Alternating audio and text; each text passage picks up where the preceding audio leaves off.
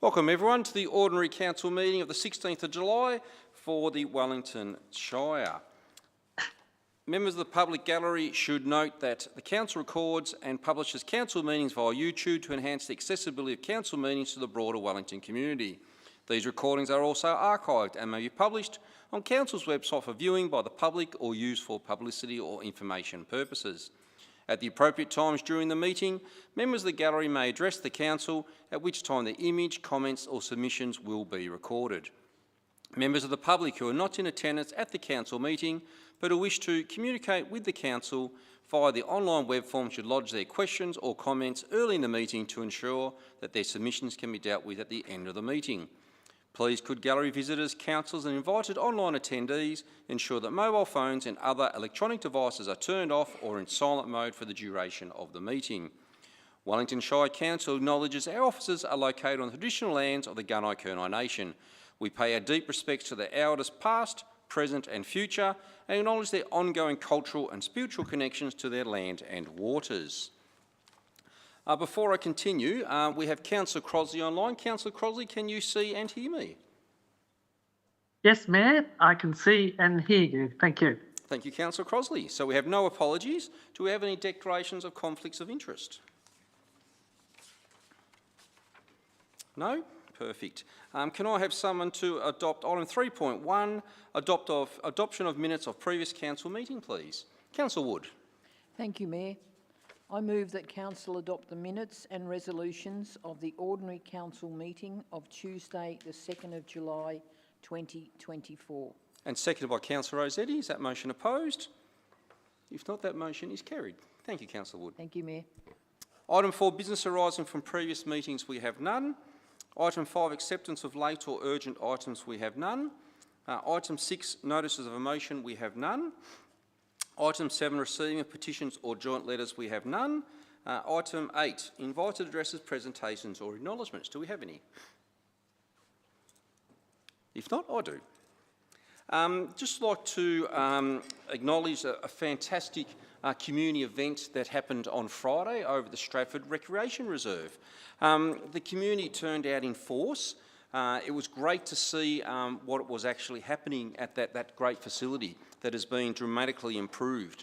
What it was is either side of the main function room, Council had already updated the change rooms, the female-friendly change rooms as well, the umpires' rooms, but they had not updated the main social area. The main social area was actually constructed in 1967, so 57 years ago is when that social club rooms was actually established. And the reason I knew that because the J.I. Boyd Rec Reserve is actually named after John Boyd, and John Boyd's father, and John actually spoke at the event. The first ever event that actually happened in that Rec Reserve social rooms was his 21st. Back in 1967, and it was really pleasing to see John talk about his father and how proud the Boyd family are of a reserve that is actually named after the family. So it was quite amazing to learn that in 1967, 57 years ago, it was John's 21st. And on Saturday night, his grandson actually had his 21st at the venue. So I thought that was very fitting that John let us know that that actually happened. I thank the Federal Labor Senator Lisa Darriman for coming down from Melbourne for the event and to represent the federal government with the money that was provided for the upgrade. It was actually Lisa's first event. She's only been in the job for 6 weeks, so it was pleasing to say that we were the first of her being a senator. But it was a great event. The scones were amazing. The sandwiches were brilliant. It was country cooking at its best using the great kitchen that we were provided for the community, not only the football and the cricket club, but the broader community to use that facility for other events as well. So well done to the Stratford community and council for upgrading another great facility. Secondly, I was lucky enough to attend on Monday, the 8th of July, part of NAIDOC Week. Ramiak actually had a flag raising ceremony and it was a fantastic event. We had the great children doing their ceremonial dances, and it was fantastic. We had the didgeridoo, of course, getting played, and it was a great event. And I was called forward, which I didn't know was actually happening, and I've got that here to take back to council. We were presented with a beautiful trophy, and what that was Wellington Shire Council was named the Organisation of the Year for Ramiak, which is a real credit to the relationship that we do have and that we foster together, and the things we do together. We were recognised as the Organisation of the Year. So great to say thank you for that, and it's a partnership that will continue for the future, but I'll definitely take that back and put that on the mayoral mantelpiece in my room. Thank you. Item 10.1, the Mayor and Council Report, June 2024. Someone to move that, please. Thank you, Mayor. Thank you. Mayor, unfortunately, I need to make an amendment to this. Two of the engagements that Councillor Ripper was unable to attend. Is it pertinent to do that at the beginning? Thank you. The 3rd of June, Maffra Recreation Reserve Committee meeting, I was unable to attend. The 17th of June, the Newry Recreation Committee meeting. I would like to move that the Mayor and Council report be noted. And second. And I would just add on with those amendments. With those amendments. Oh, I beg your pardon. I'd like to move that the Mayor and Council report be noted with the 2 amendments. And seconded by Councillor Wood. Is that motion opposed? If not, that motion is carried. Councillor. Thank you, Mayor. We had Mayor Bai attend a meeting with Parliament representations regarding Australian offshore wind opportunities in Canberra. We had Councillor Mackenzie and Councillor Stevens, Locksport Business and Tourism Association meeting at Locksport. Seaspray Ratepayers meeting in Seaspray, Councillor Mackenzie. Youth Council formal meeting, Sale, Councillor Crosley. And we had Locksport Boat Club annual general meeting, Locksport, Councillor Mackenzie. Thank you, Mayor. Thank you, Councillor Ripper. Item 11, Delegates Report. Someone to, if they have a Delegates Report to present. Councillor Marr. Oh, thank you. Over the first week of July, the Mayor, CEO and I attended the 2024 Australian Local Government Regional Forum and the National General Assembly of Local Government in Canberra. The Mayor also participated in the National Caucus and associated dinner at Parliament House. It was an extremely busy couple of days with approximately 1,200 local government leaders from across Australia in attendance. The newly appointed Governor-General of Australia, Ms Sam Mostyn, gave her first public address, and she spoke about civic engagement and the importance of kindness and care in leadership. Delegates also heard from numerous federal members of Parliament, including the Honourable Catherine King, the Honourable Christy McBain, Senator Bridget McKenzie, the Honourable Darren Chester and Luke Gosling MP. Additionally, we heard from various guests, including Annabelle Crabb, ABC writer and presenter, Steve Verity, Principal Advisor, Asset Management, Institute of Public Works Engineering, Australasia, who launched the National State of the Assets Report. This report reinforces the need for the restoration of the federal financial assistance grants, highlighting the stark reality that more than 50% of councils are not raising enough revenue from their own sources to meet operating costs, putting access to basic local government services at risk in many communities, and it's quite alarming.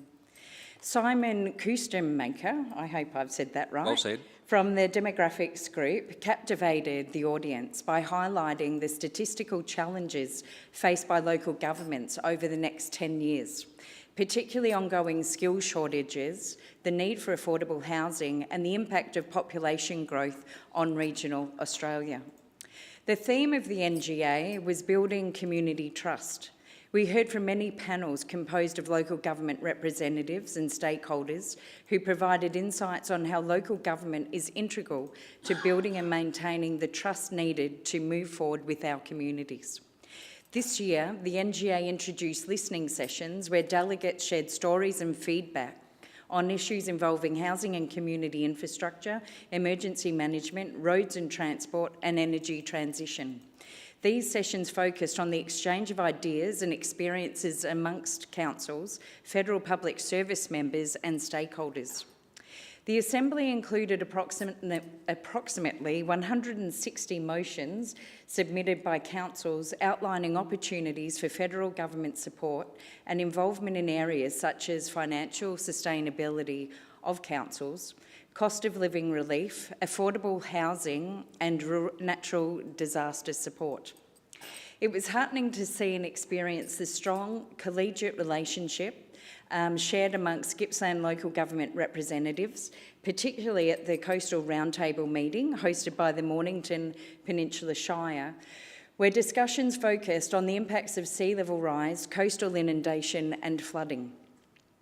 Discussions about Wellington Shire's experience in the renewable energy space also took place, confirming our leadership in this area.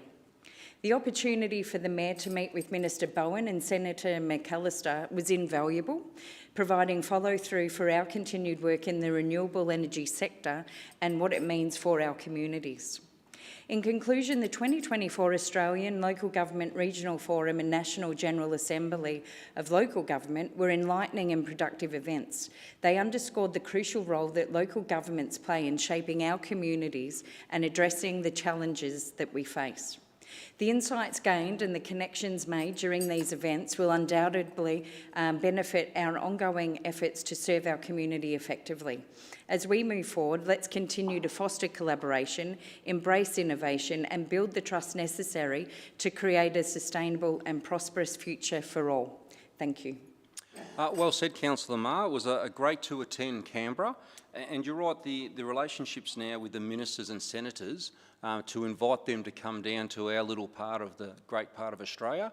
Hopefully they accept that and we can show them what is actually happening and, more importantly, the help that we need at a federal level to make sure we can deliver for new jobs and what the communities need. So, well said. Definitely. And you even got a photo with the PM. Oh, elbow me are mates now. Item 12.1, the Chief Executive Office Report, June 2024. Someone to move that, please. Thank you, Mayor. Councillor Ripper.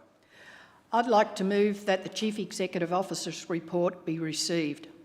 And second by Councillor Wood. Is that motion opposed? If not, that motion is carried. Thank you, Mayor. Just to pick out a few events, the CEO hosted the John Leslie Foundation to a bus tour and luncheons in Sale. In attendance was Councillor Mackenzie. Attended a local government Victorian Electoral Commission, the VEC, check-in meeting. Attended the RSL's 100th year commemoration in Sale. Met with Shadow Minister for Tourism, Sports and Events, Sam Groff, and Member for Gippsland East, Mr Tim Bull, Meetung, to discuss regional tourism priorities. In attendance was Mayor Bai. Met with Peter Ryan and representative of the Diocese of Sale to discuss the future development of the current Sion School campus in Sale. Thank you, Mayor. Thank you, Councillor Ripper. Item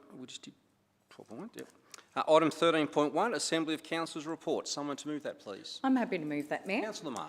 I move that Council note and receive the attached Assembly of Councillor records for the period 24th of June 2024 to the 7th of July 2024. And seconded by Councillor Tatterson. Is that motion opposed? If not, that motion is carried. Councillor Marr. Thank you. Item 13.2, S11A, Instrument of Appointment and Authorisation, Planning and Environment Act 1987. Someone to move that, please. Councillor Tatterson. I'm happy to move that, Mayor. I move that Council revoke the S11A Instrument of Appointment of Authorisation for Justin Gorwell, dated the 6th of June 2023, and 2, in the exercise of the powers conferred by Section 224 of the Local Government Act 1989 and other legislation referred to in the attached S11A Instrument of Appointment and Authorisation, the instrument, resolve that Council Officer Amy Hill be appointed and authorised as set out in the instrument as provided in attachment 13.2.1 and the instrument be signed by the Chief Executive Officer. And seconded by Councillor Marr. Is that motion opposed? If not, that motion is carried. Councillor Tatterson. No further comment. That's fairly procedural, but very important to have our officers delegated to allow them to carry out their functions. Thank you, Councillor Tatterson. Item 14.1. If I may, Mayor, just before this one is moved and seconded, we have received a submission via our chat room that pertains to this item, so I'll just give a quick summation of that. It seems appropriate now before it's moved and seconded. It's from Mr. David Woodhouse from Maffra. He's been very thorough. Great. I'll commend Mr. Woodhouse. He's obviously gone through it with fine detail, from typos through to some fairly fundamental things about costs. So we thank Mr. Woodhouse for that. That feedback has now been distributed to all councillors and will be included, Mayor, as part of the process, and we will respond to Mr. Woodhouse within 10 days. Thank you, Mr. CEO. Item 14.1, Amendment C120 Well, Maffra Structure Plan 2022, Authorisation Request. Someone to move that, please. Councillor Marr. I'm happy to move that. I move that Council 1 adopt the updated version of the Maffra Structure Plan, Mesh Planning 2022, as detailed in Attachment 14.1.1. 2, endorse advancing the planning scheme amendment process to facilitate the translation of the Maffra Structure Plan, Mesh Planning 2022, into the Wellington Planning Scheme and other associated work to facilitate the future development of Maffra. 3, request the Minister for Planning to authorise Council as the planning authority to prepare Amendment C120 Well pursuant to S8A of the Planning Environment Act 1987 based on the documents in Attachment 14.1.2, and 4, on the basis that authorisation is granted by the Minister for Planning, proceed to a period of public exhibition of Amendment C120 Well. And seconded by Councillor Stevens. Is that motion opposed? If not, that motion is carried. Councillor Marr. Thank you, Mayor. As most around the table know, Maffra is the second largest town in the Wellington Shire, and we certainly know that it has been in dire need of this work to facilitate future growth within its township. And we've certainly seen impacts upon closer towns to that as a result of that lack of land, and that's more particularly Stratford and Briag. This motion translates the Maffra Structure Plan into the Wellington Planning Scheme by updating policy, rezoning land, updating the development plan overlay, correcting anomalies and policy-neutral zoning issues. It also highlights further strategic work that needs to be undertaken at a later time. The background papers that are attached certainly outline far more detail for those that would like to have a good look. And it outlines the works required, which includes planning scheme, ordinance changes, zoning maps, overlay maps, documentation of that's proposed and required.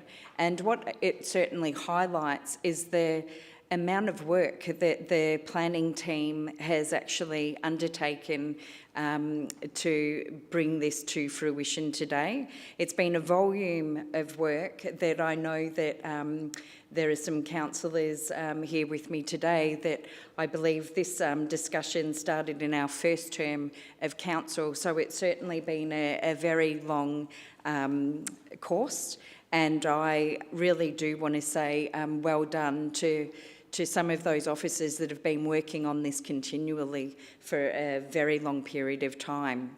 It must feel like one of their children, really. The community will certainly have an opportunity to comment as part of the public exhibition process, which is required, but that is subject to ministerial approval to proceed. So once that approval is given, then this will be exhibited, and the rest of the community, as well as Mr Woodhouse, who has already commented, are able to send in submissions with their opinions. So thank you to all. Thank you, Councillor Moe, and I'll reiterate the same. It's been a huge piece of work, and a big thank you to our team. Even though state government has put a few hurdles in place and changed the goalposts and require a lot more work, they did a fantastic job in delivering such a great plan. And we move on to, I think Stratford is in the pipeline potentially next, and hopefully the state government will see the work we do, and we can do that a lot quicker with their help. So well said. Item 14.2, Quarterly Strategic Land Use Planning Update Report, second quarter 2024. I will move that, Councillor Mayor. Maher. I move that Council receive the report for the second quarter, April to June 2024, on the Strategic Land Use Planning Work Program included in the attached current strategic planning work appended to this report. And seconded by Councillor Rossetti. Is that motion opposed? If not, that motion is carried. Councillor Maher. Oh, thank you. For those who have read the attachment, there's not a great deal of change, but for those that haven't read it, I will actually go through it. So the strategic planning projects, there are a couple of those. The first is the West Sale Industrial Land Technical Reports and Development Plan. The technical reports have been completed with the development plan prepared for the second half of 2024, so that will be good. The Maffra structure plan implementation and development contributions, well, we've just discussed some of that, but as far as the contribution component, work is continuing on the costing of key infrastructure items such as highway intersections and drainage works that are required to support the future growth of these areas as identified. There are requirements for water drainage and traffic contributions as well that will be finalised in the second half of 2024. The Sale Western Growth Area, Warwick Development Plan, infrastructure contributions. The contribution plan will equitably apportion costs associated with the provision of key infrastructure items, and this has been drafted but is yet to be formally finalised by Council. The funding and procurement of public infrastructure works policy. Council officers have had initial discussions with two subdivision proponents. One is in Yarram and the other is in Warwick. Discussions are continuing, but nothing has been firmed up as yet. The Renewable Energy Impact and Readiness Study implementation. This funding is, there is a funding application to the Commonwealth Government with a focus of advancing strategic planning and infrastructure planning to provide additional residential and industrial land in Yarram. The state government funding support has been obtained and that will allow us to undertake initial assessments of potential growth areas in Yarram, with drainage assessments now underway. The Wellington Growth Management Strategy, that has been undertaken by SGS Economics and Planning.